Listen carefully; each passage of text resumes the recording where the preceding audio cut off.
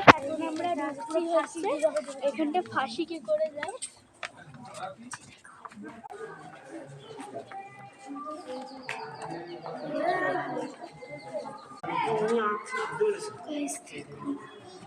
এখানটাই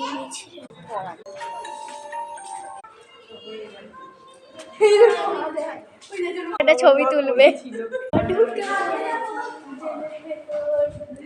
আমরা এখান থেকে বেরিয়ে গেলাম। এই ভিডিওগুলো মানে ফাঁসি দেওয়া হতো।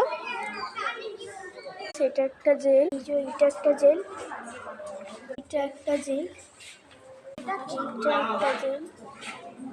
ইনি এখানে থেকেছে। জেলটা খুব সুন্দর, দেখতেই পাচ্ছ তোমরা। উপরে উঠছি।